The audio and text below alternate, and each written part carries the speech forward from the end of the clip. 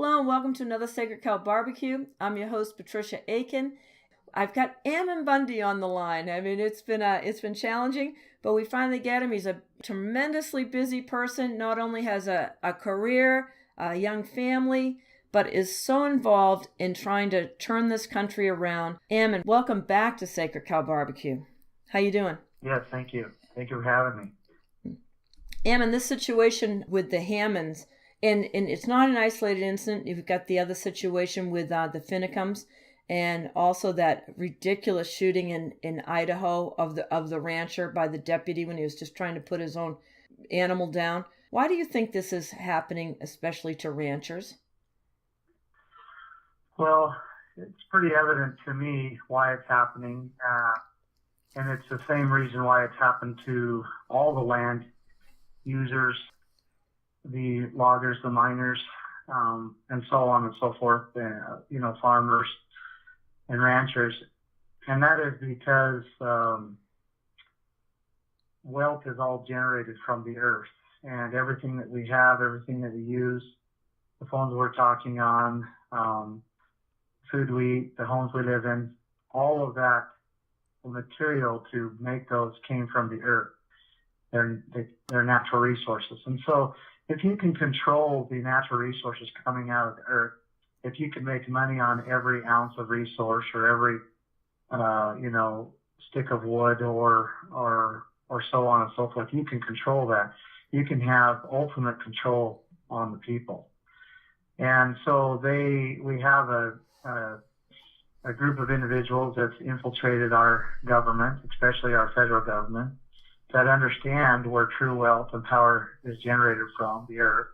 And so they are combined with extreme environmentalists, and those with power actually use the environmentalists as their tools to accomplish. They're coming down upon the people who have rights to the resources and trying to destroy them or trying to take over their resources. That's how I see it. And what I see is that they pick on an isolated rancher here and an isolated rancher there and leave everyone else, so the other ranchers don't seem to get really nervous. Whereas if they would attack all of them at once, there would be a tremendous uprising. Well, yeah, but you also have to understand, Tricia, what has happened over the last 40 years. They have slowly actually more last 50 years, they have slowly transferred the ranchers' rights over to their rights, and then they've made them a privilege and a fee. They've made them a fee. They've turned their rights into a fee, and the ranchers have primarily allowed it to happen. It did happen through deception, but the ranchers weren't aware enough of their own rights that they allowed them to be transferred. And then there's certain ranchers like my father who realized what was going on and wouldn't allow it to happen. And so they're the ones that are being attacked because they're not worried about the ranchers that are willing to pay rent for their own rights. They're worried about the ranchers that are saying, no, these are my rights and I'm not going to pay you to use them, because if I pay you to use them, then I'm acknowledging that they're not my rights anymore. Exactly. So in the Hammonds case, they're the last ones left to ranch up on the Steen Mountains. All the rest of them have either been pushed out or they've been bought out. And the Hammonds have held on strong. And so, of course, that's why the Hammonds get abused the way they've been abused, because they're resisting to sell their ranch, and they're not allowing the federal government to take their rights and claim them as their own. Right. Well, I know you've got the whole timeline of this, and you've done a fabulous job of documenting the timeline on what's going on with the Hammonds. And it's on your family's blog, and that's bundyranch.blogspot.com, and anyone can go there, bundyranch.blogspot.com, and anyone can go there and read the entire story. But do you have it in a nutshell? Like, can you encapsulate where it's at right now? Yeah, so on that blog spot, just for your information, if you want the story, go down to facts and events in the Hammond case.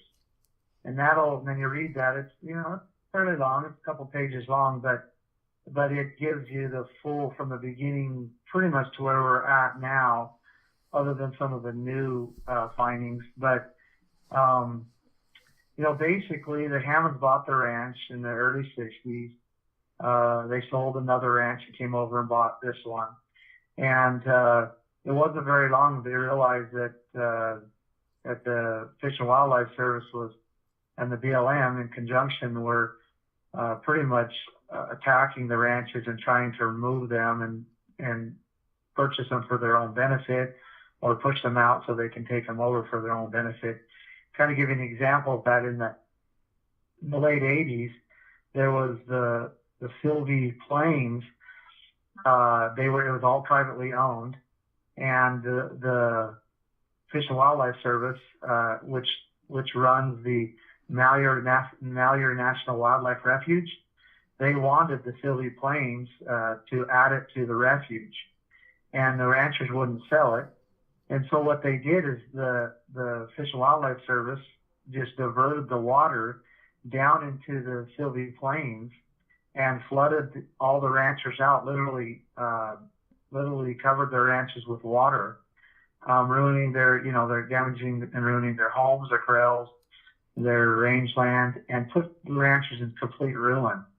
And so the ranchers basically came back begging that the Fish and Wildlife Service would buy their ranches on, dimes on the dollar. And so the Fish and Wildlife Service did purchase them.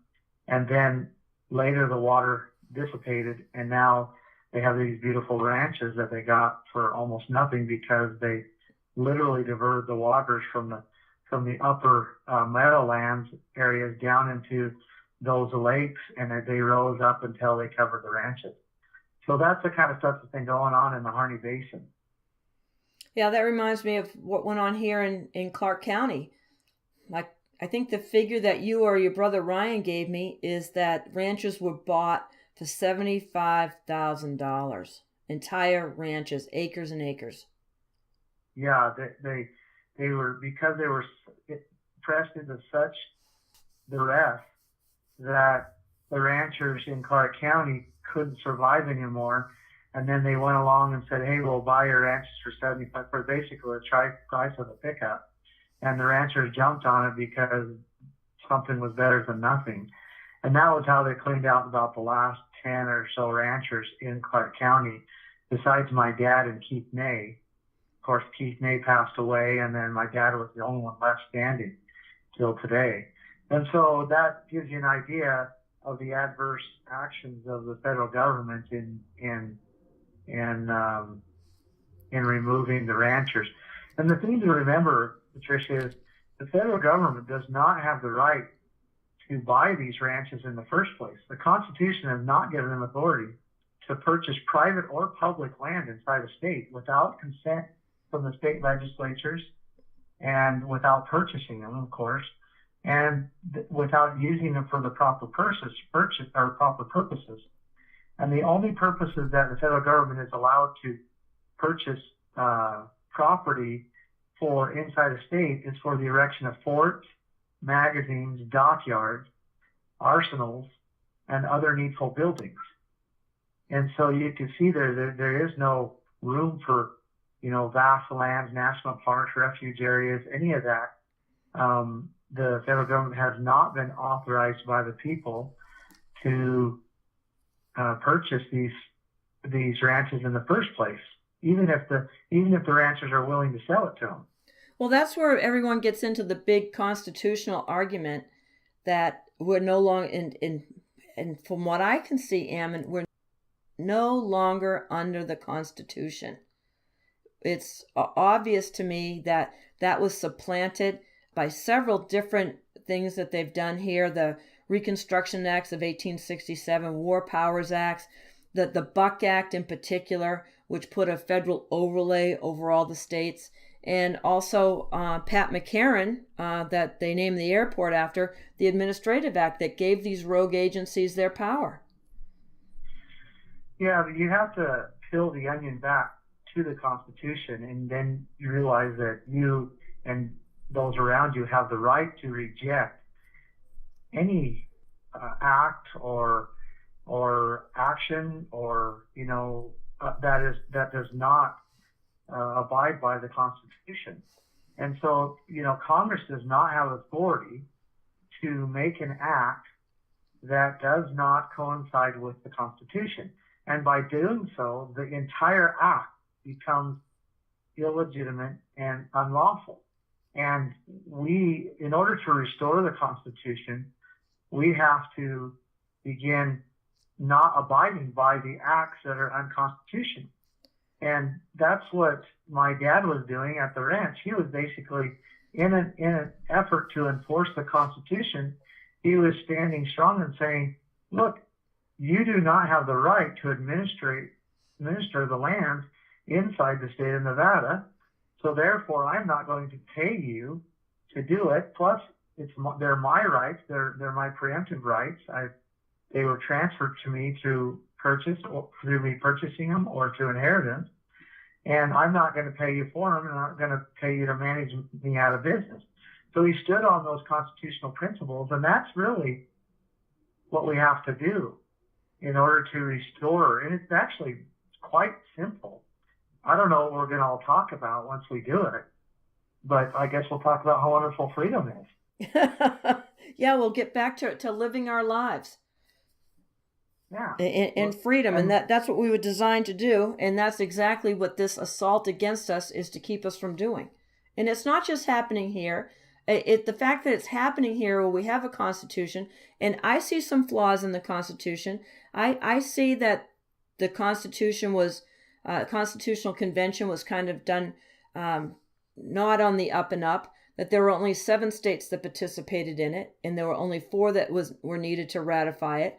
And so the other states were against it because they liked the Articles of Confederation better.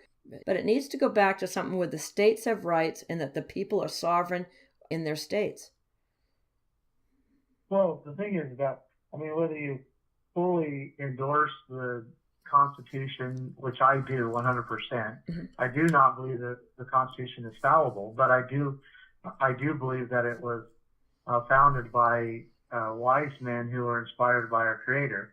And really what the Constitution does is it set up a central government that was given power to exercise very specific duties that was needed for the states to go about their business and to be free.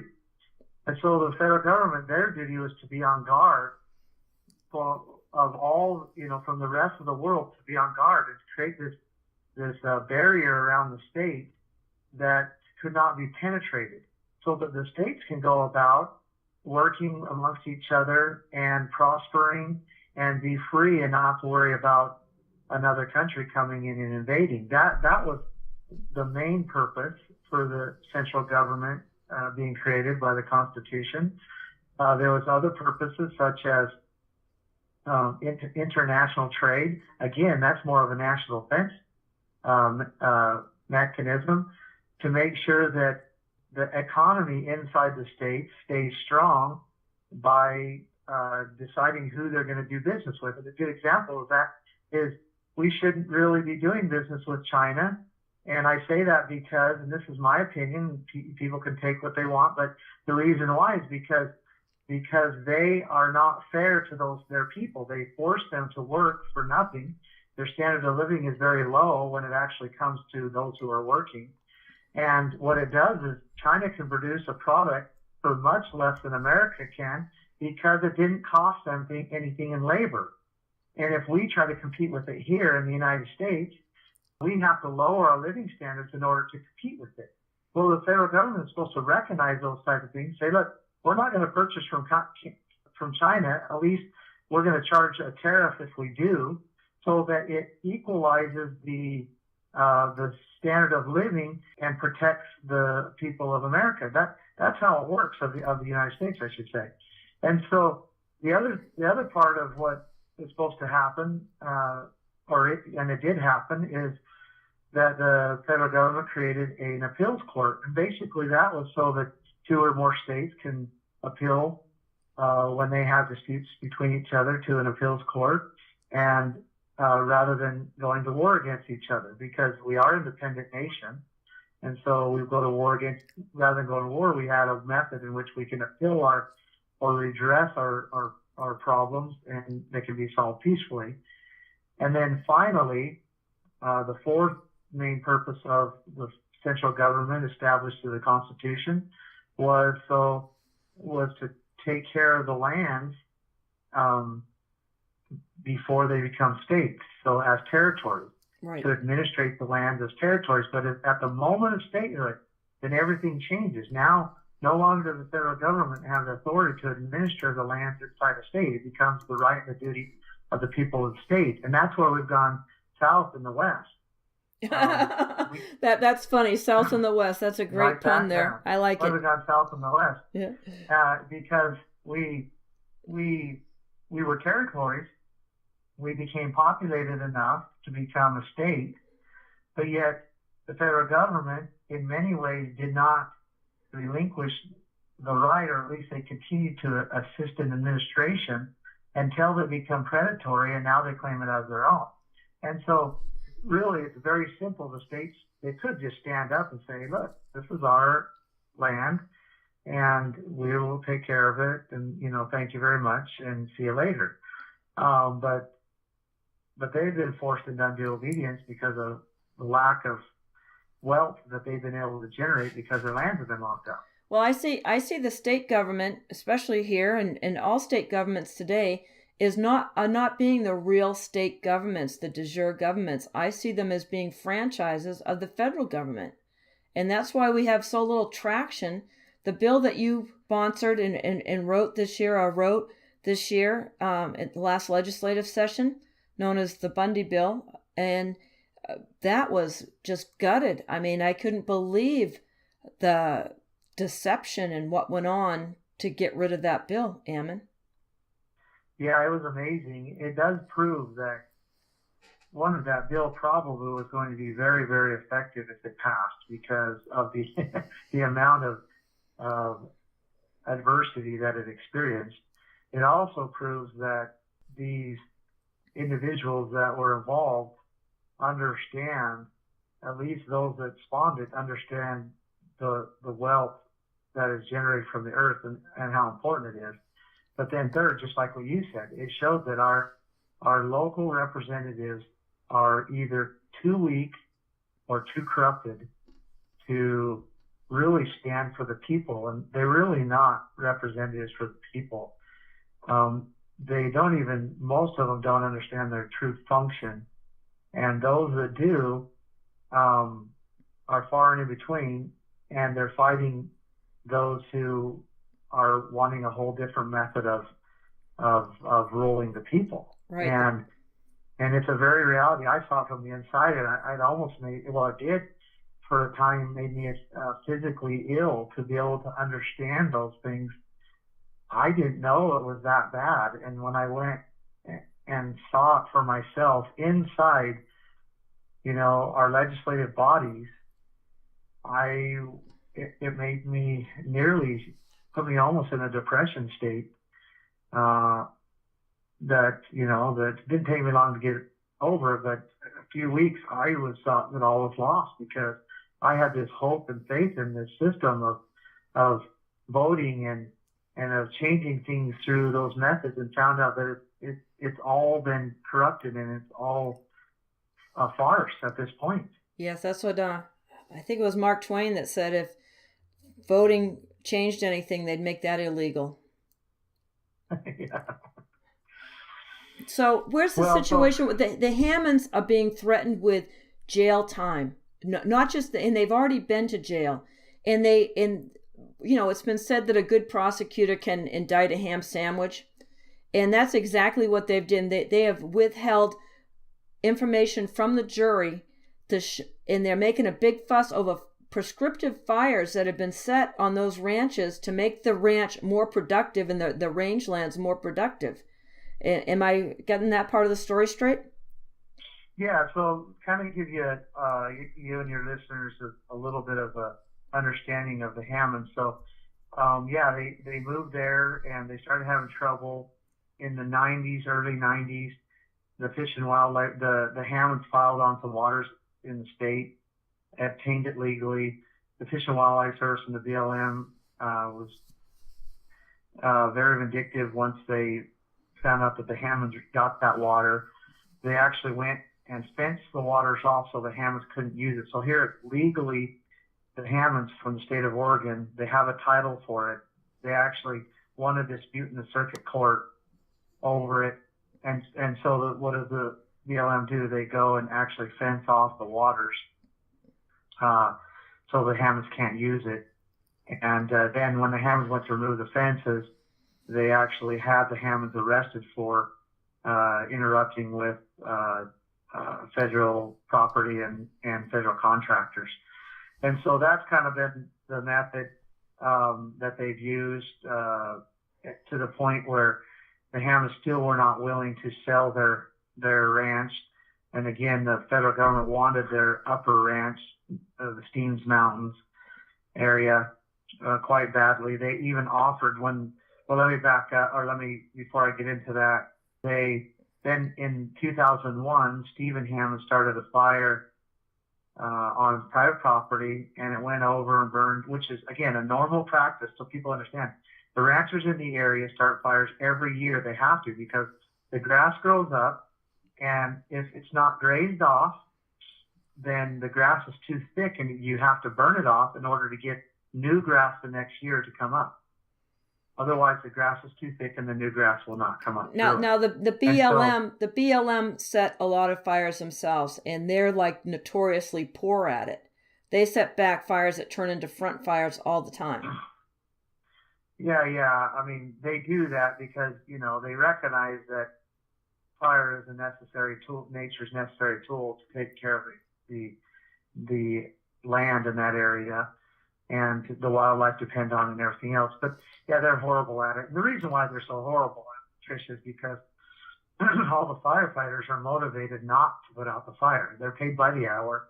Some of them are paid, more than $40 an hour. The last thing they want to do is see the fire go out. And so they're motivated not to put out the fire, and that way it gets away from them, and they also get, it gets into areas that it shouldn't be. They do backfires that cause more fires, so that's put more out. And so it's total counterintuitive, conflict of interest, and so they don't have a reason to put them out. But anyhow, the Hammonds have started fires every year.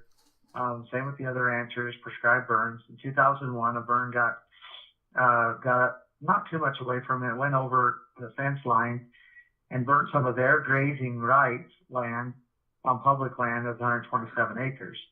And then in 2006, there was a massive lightning storm, started multiple fires, and they joined together and were burning up through the countryside. And so to prevent the fire from destroying their winter grass and possibly their home, Stephen Hammond started a backfire on the private property. And the backfire was so successful, it put out the lightning fires and did exactly what they wanted it to do. And to kind of give you a little bit of reference, it burned less than an acre of public ground. So most of the backfire was on their private property. And a few days later, actually, I think it was the next day, there was a agent from the Burns District BLM asked Stephen to go to lunch with him in French Glen and go to coffee with him. And Stephen accepted. And when he showed up there, he got arrested by a BLM ranger and the county sheriff. And then ultimately he and his father were booked, and they were charged with state charges. And then the district attorney, the county district attorney, he reviewed all the charges and all the evidence, everything, and he felt that there was no case, that the Hammonds committed no crime, and he did not prosecute at that time, or he didn't prosecute at all. He dropped the charges and let them expire. And then 5 years later, the U.S. Attorney's Office drummed up new charges, completely different charges than the state charges, and began prosecuting the Hammonds for these fires. And they did it under the Anti-Terrorism Death Penalty Act of 1996, and they charged them as arsenal terrorists. That's absolutely ridiculous. There was a young woman in South Carolina, a young black woman that kept texting. There was a protest going on at this university, and she kept texting in these messages, oh, all the blacks are going to be killed, we're going to get all this kind of stuff.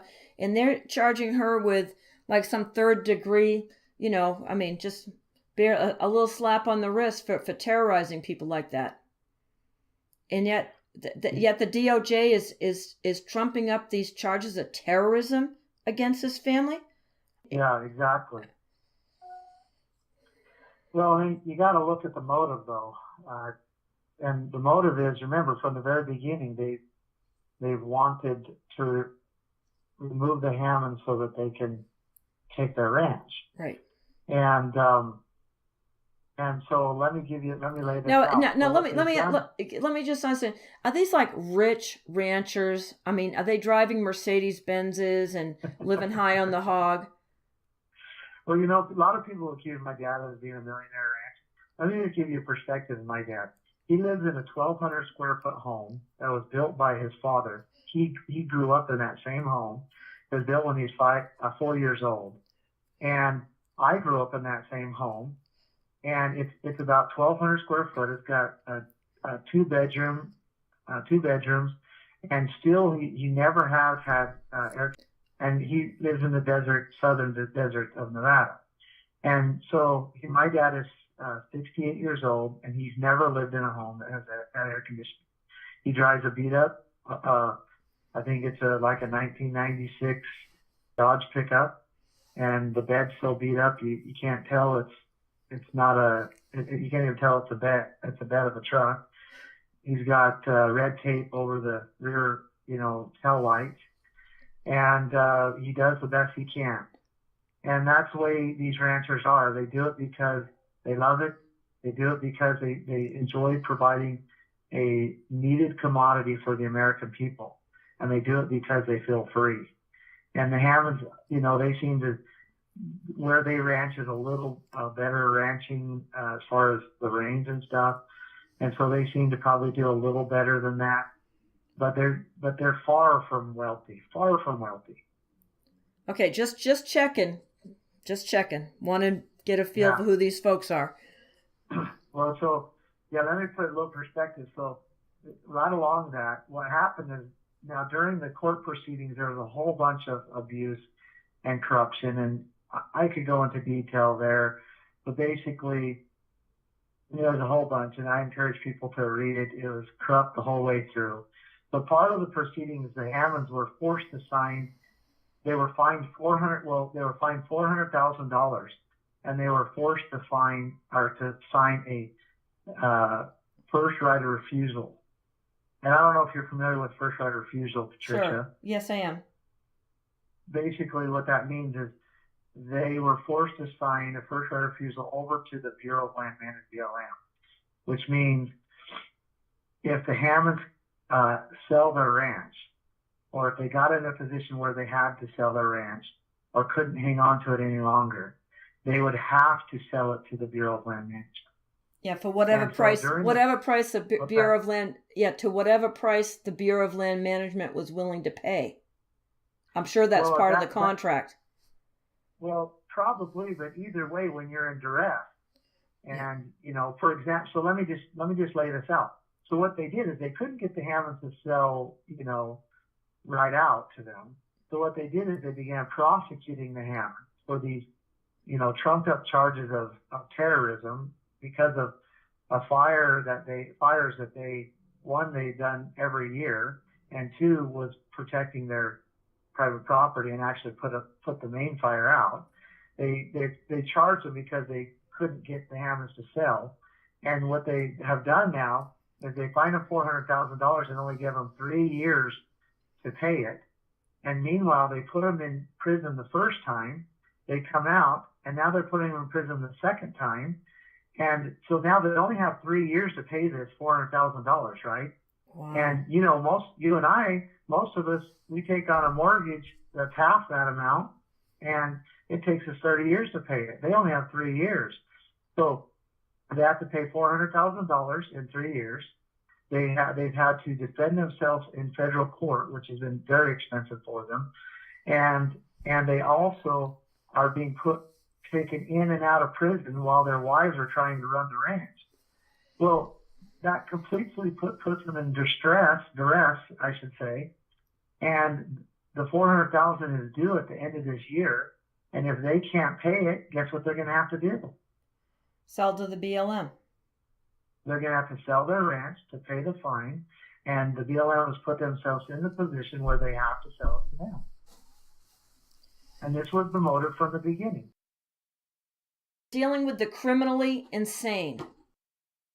Yeah, absolutely. I mean, they are willing to use force to accomplish their objectives, and they're willing to use our government that they've infiltrated, and they're willing to abuse good people like this. And I mean, the list goes on and on.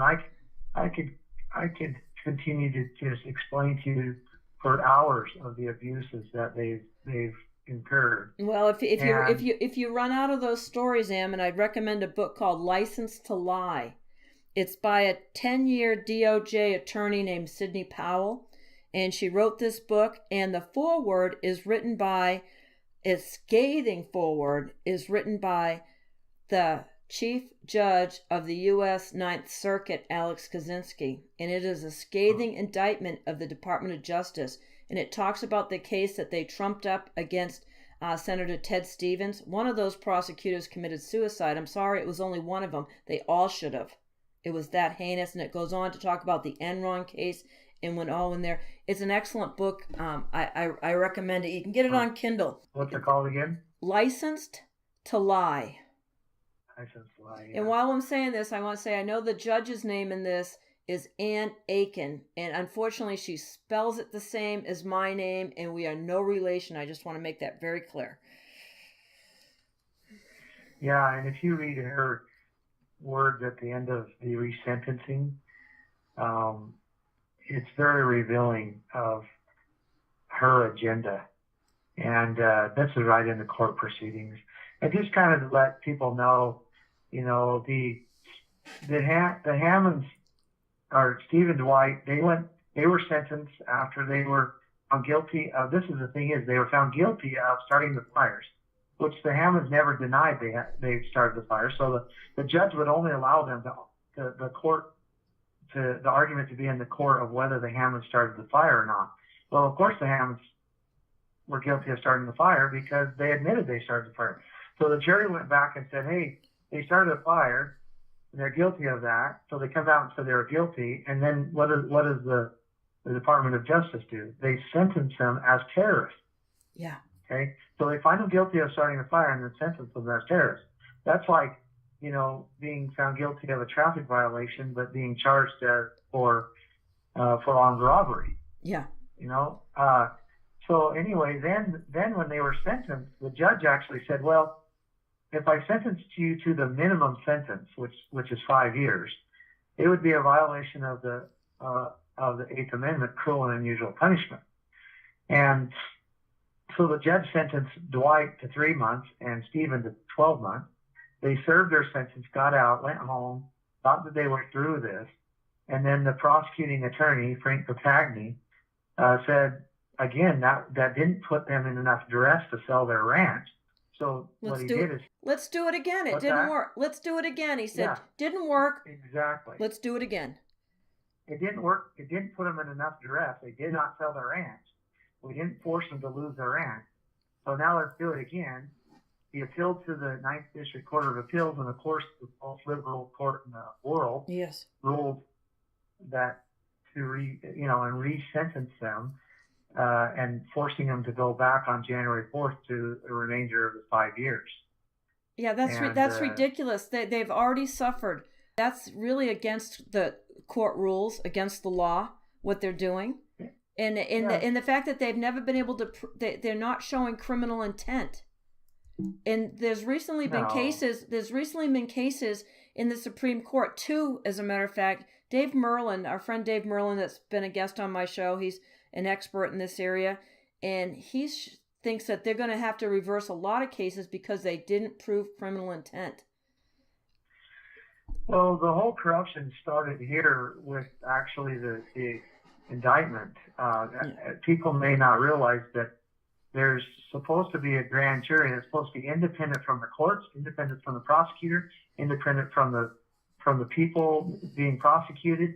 It's supposed to be independent, and the grand jury is supposed to do an investigation of whether the people are even eligible for prosecution, meaning are they being prosecuted for the right reason? But it appears that the prosecuting or the U.S. attorneys, the prosecuting attorney, are the one who drafted the indictment, and the indictment is not even signed by a grand jury, or doesn't even have a grand jury foreperson's name on it. Yeah, I'm sure there wasn't. I'm sure there wasn't one. We actually have a guest here, Ammon.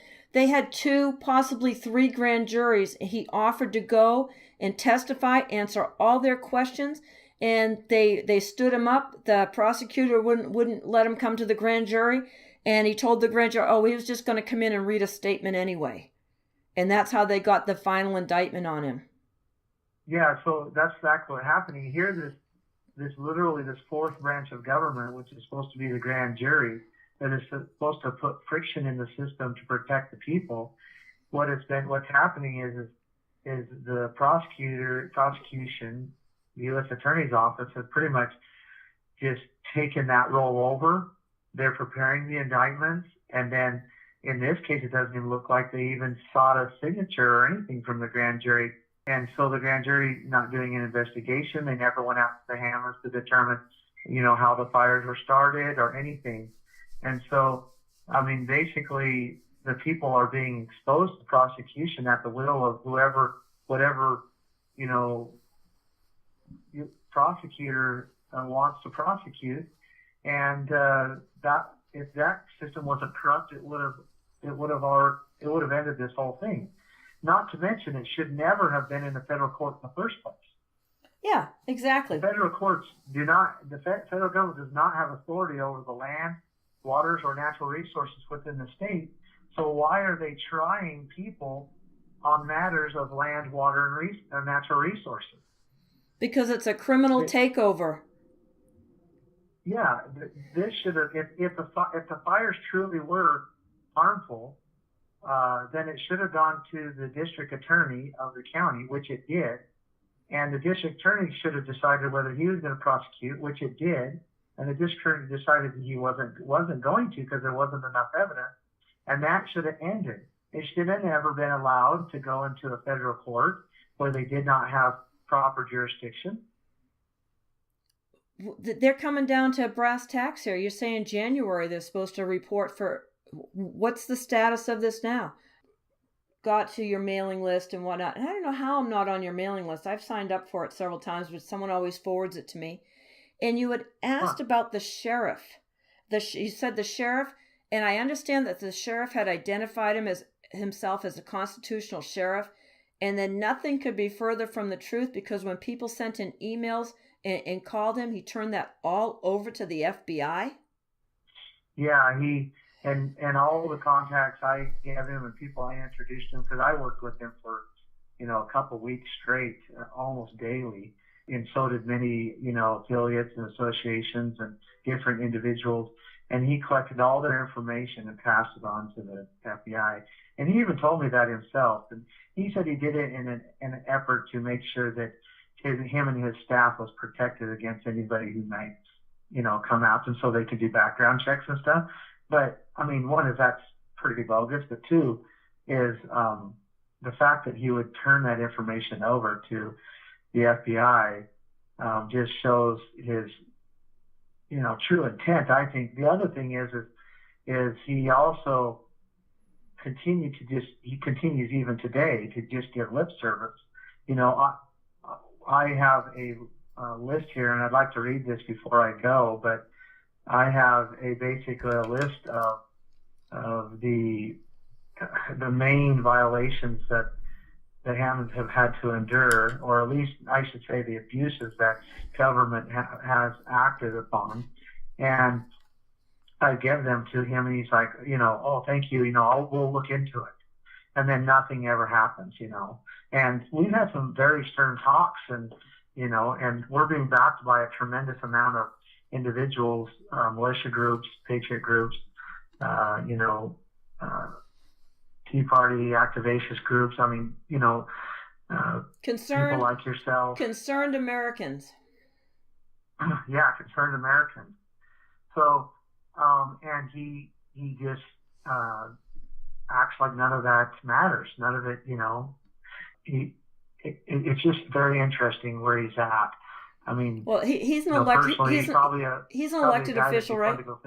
He's an elected official, right? He's elected? Yes, absolutely. Well, I hope Oregon has recall laws and they'll recall his butt. Well, yeah, I mean, I hope so too. He probably will never get elected again. But the thing is the people need their representatives to stand in their defense. That's the whole purpose. They're not there to stand and protect government.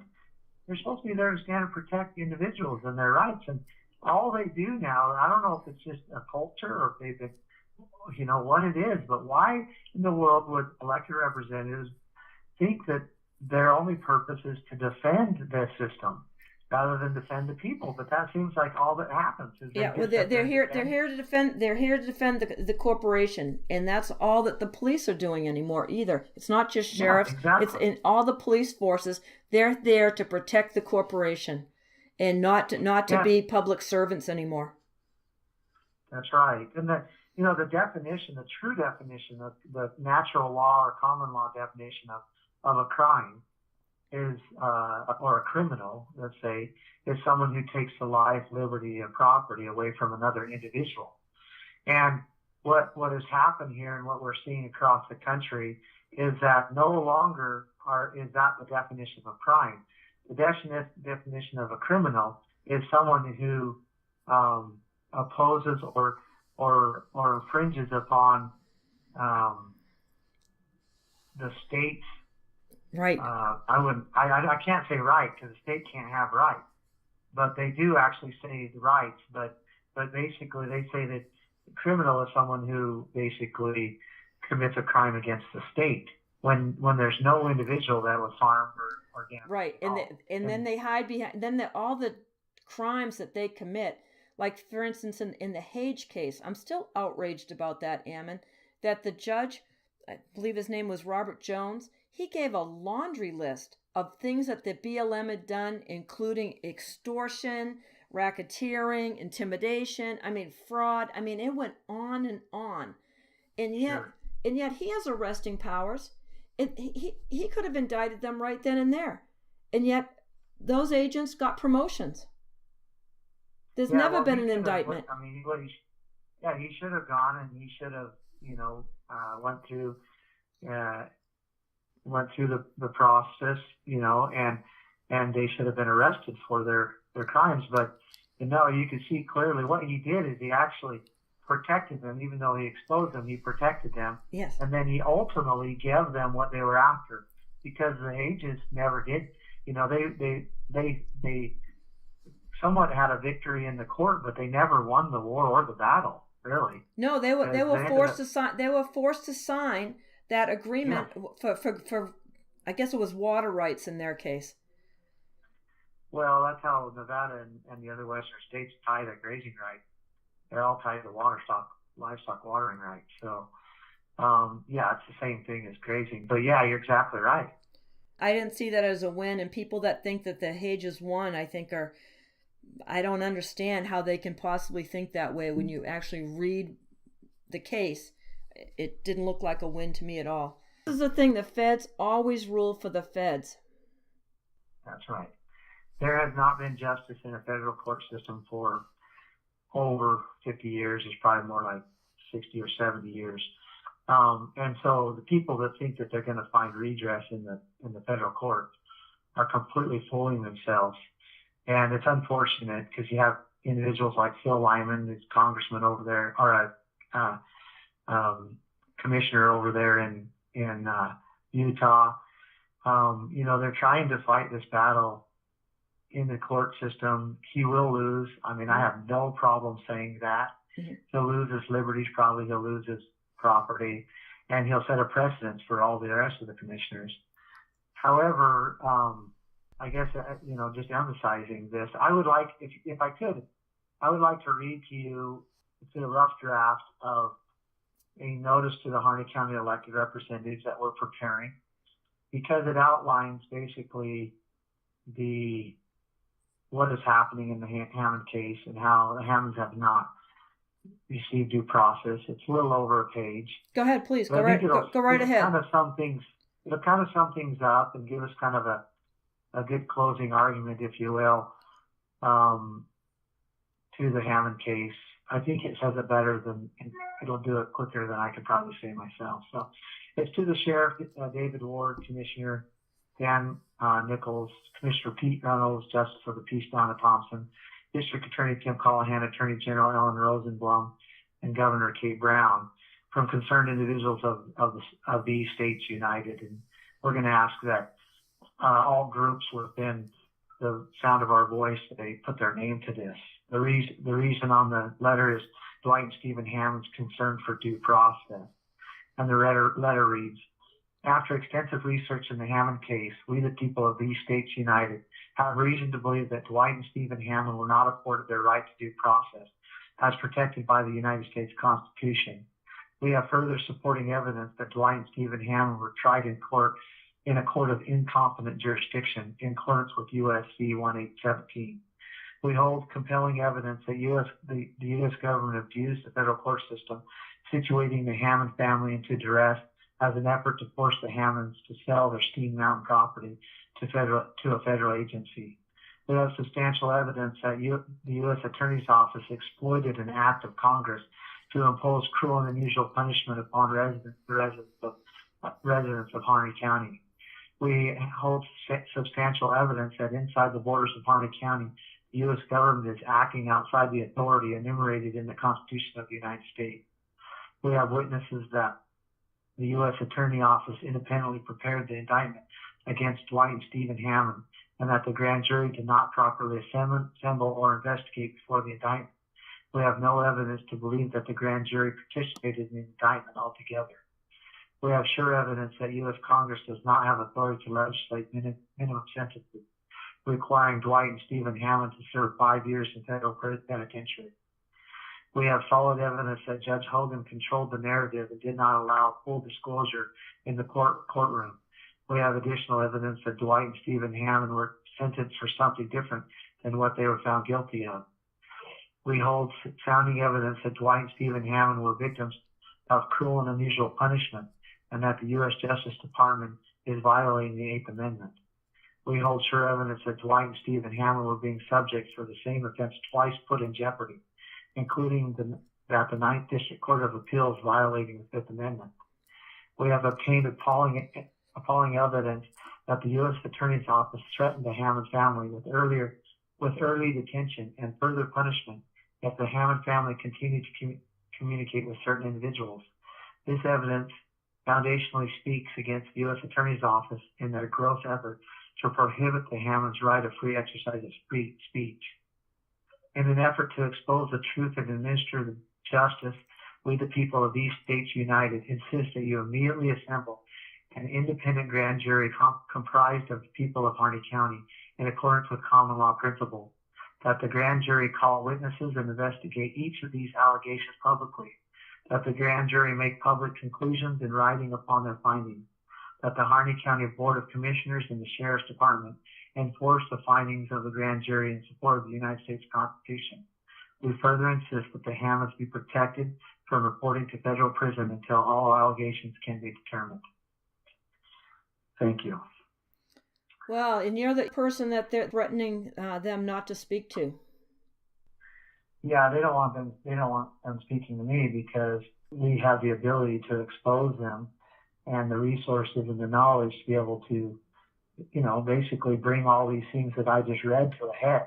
What they did not want to happen is us looking into this closely and see how egregious their actions have been. So even after the Hammonds have been afraid to communicate with me, which they have been for many reasons, and I don't half blame them.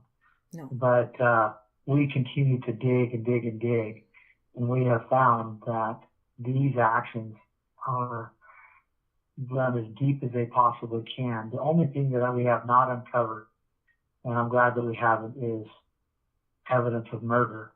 But besides that, every level of corruption has been tapped into by federal agencies, and even some of the county agencies have assisted them in these. So that's where we're at. So what hope do you have for this, Ammon? Well, this is the thing is I don't have a lot of hope for this, but we must, as a people, to be justified before God and our neighbors, we must exhaust all effort to resolve this through the methods, the mechanisms that the people have set up to find redress. And this is an effort to do that. Trying to give you an idea, the Hammonds exhausted that avenue, spent over $500,000 trying to defend themselves in a federal court to find justice. They were not able to find it there, even though it was very obvious that the Hammonds did nothing wrong. The Farm Bureau had over 8,000 petitions signed for the Hammonds and turned them over to their congressmen and so forth. And not even one congressman took it upon himself to even go visit the Hammonds or visit their ranch or nothing after 8,000 petitions asked them to. And then we have sent several more thousand to them since then.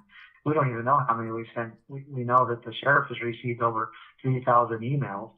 And so, and then we've been working with the local commissioners and the local sheriff and local county representatives for the last month, really, and trying to get them to stand. And with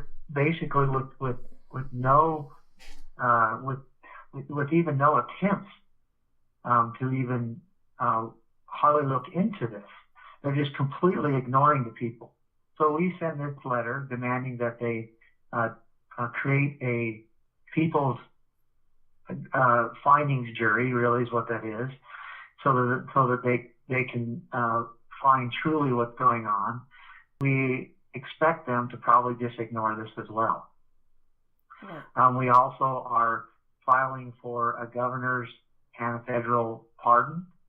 We're sure that will be denied as well and probably ignored. And we will, one more time after this, we will call for the Hammond's rights to be restored. And we will be very blunt. And if they will not respond to all of these, then we will call the people together and enforce the Constitution in the county of Harney. And the people of the county, we believe, are ready. We've had men on the ground that have been visiting for a week now with the people, with the business owners, with the individuals, with the ranchers, with people just on the street, in the libraries, in the churches.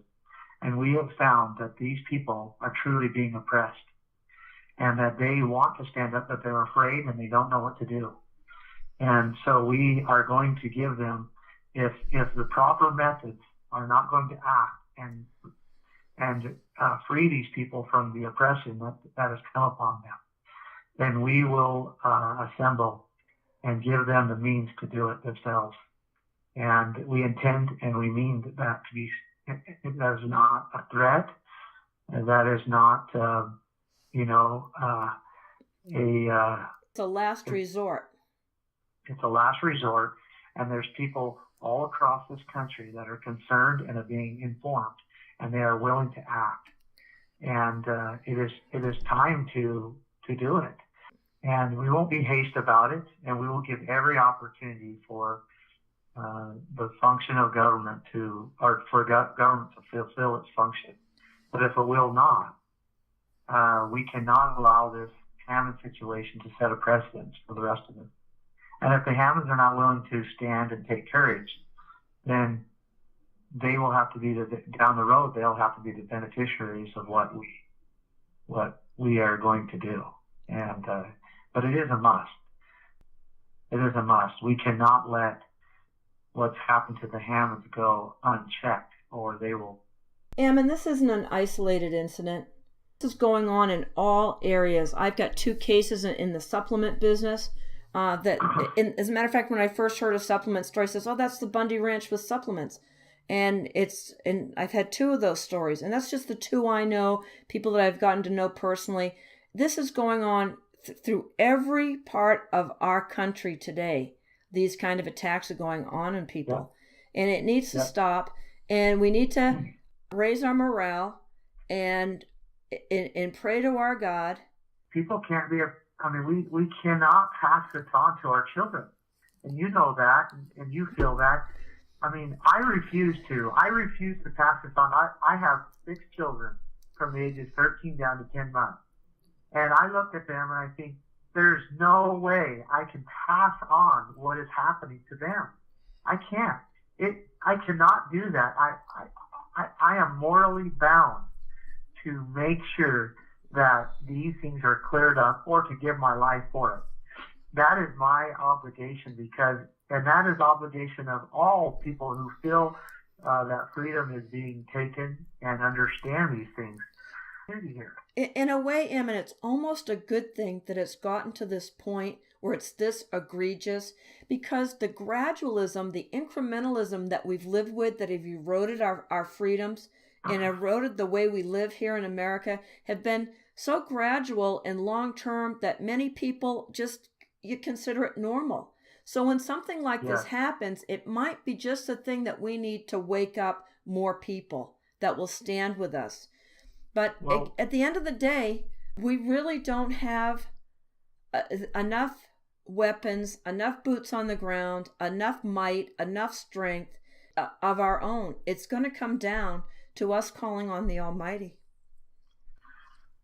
Patricia, that is exactly. And if I could share with you the experiences that I have had with the Lord pretty much commanding me to get involved with the Hammonds, I know that He has a plan here. I know that. I don't know exactly what it is. I know what He's asked me to do, and I'm doing it the best of my ability. I'm not perfect, but I'm doing it the best I can do. But I know, without doubt, and I can stand here and very confidently say that the Lord is involved in this Hammond case, because I believe that He is going to create a situation that will be, again, strengthen the freedom. And I know that it is very important, and I know that it's very important that fellow Americans across these United States keep an eye and begin to act according to the promptings of the Spirit. I encourage them to do that and to know that there is something happening here. And I believe that it's going to be even bigger than the Bundy Ranch. And it's going to promote freedom across this nation. Well, Ammon, I'm delighted to hear you say that. I believe that it's time. And I really, I told you before we were, recording, I was telling you about this research that I'm doing on the neurosciences and neuroplasticity and what have you, and how we are co-creators of our reality and what we think. Right. And I think the reason that your family was successful last spring, or 2014, was because they didn't have any fear. They were well aware of what was going on, and I know your mom and dad did not have fear, and they were trusting. And when your dad, came out of his prayer time and said, "We've got to go down to Las Vegas and, get water. There's going to be a lot of people here," I don't think he realized just how many were going to show up, did he? No, we didn't. We did not know. We knew we were acting on faith. We were doing the best we could. We were getting these promptings and guidances of what we're supposed to do. We didn't know why, but we began to do them. And then we saw what the Lord had planned and how it transpired. And it was amazing. And yes, it was not any bit of fear. It was faith, and the opposite of fear is faith, and we must exhibit that now.